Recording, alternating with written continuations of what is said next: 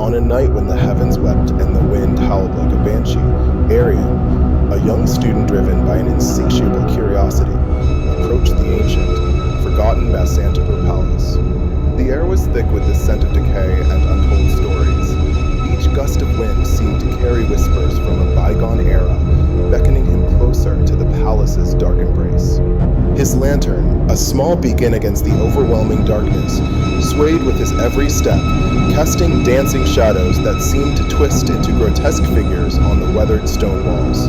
The massive, ornate gates, long rusted shut, groaned as he pushed them open, revealing a courtyard swallowed by time and neglect. Mist swirled around his feet. He stepped inside, the cold air immediately enveloping him, a stark contrast to the stormy night outside. The silence was profound, broken only by the drip of water and his own echoing footsteps.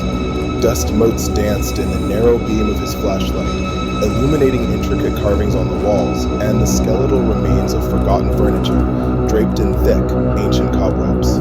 Each step he took on the grand staircase sent a shiver down his spine, the wood groaning under his weight as if protesting his intrusion into its long slumber.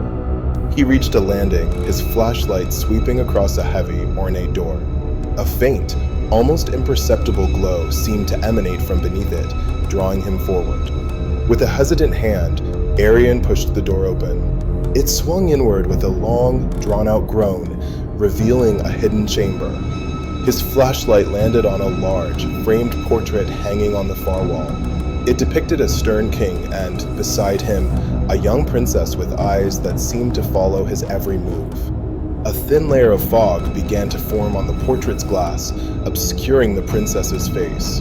Then, glowing words materialized on the misty surface. Arian gasped, stepping back. The words pulsed with a faint light, a silent plea from beyond the veil. He felt a chill that had nothing to do with the palace's cold air. Suddenly, a soft, childlike sob echoed through the chamber, a sound so fragile it seemed to hang in the air, pulling at his heartstrings. He followed the sound, his flashlight beam cutting through the oppressive darkness, leading him to a narrow, hidden passage behind a tapestry. The passage was claustrophobic, the air even colder here. His lantern flickered erratically, casting dancing, elongated shadows that seemed to stretch and contort with every step. The childlike sobs grew louder, guiding him deeper into the palace's forgotten depths.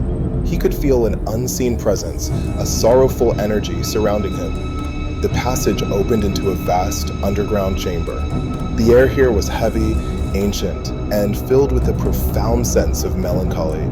On a stone table in the center, bathed in the faint glow of his lantern, lay an old, leather-bound diary, its pages brittle with age. Arian approached the table, his heart pounding.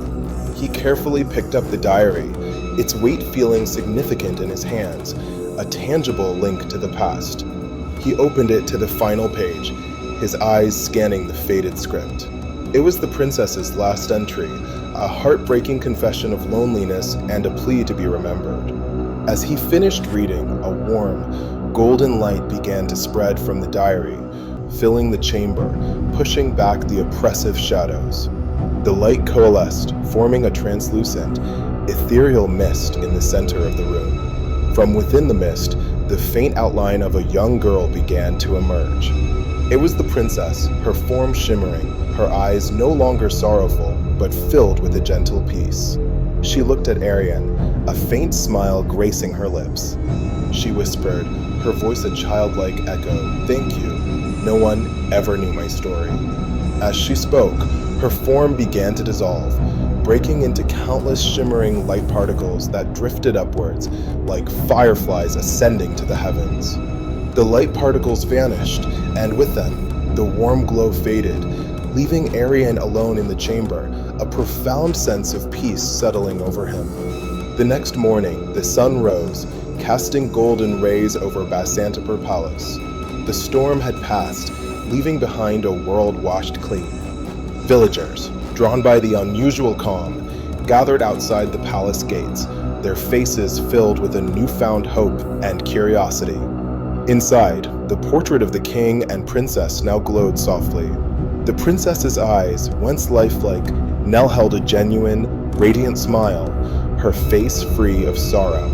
Arian lay unconscious near the palace entrance, bathed in the morning light. He stirred, slowly opening his eyes, a faint smile on his lips. He whispered, his voice hoarse but filled with wonder, "Someone was waiting for me."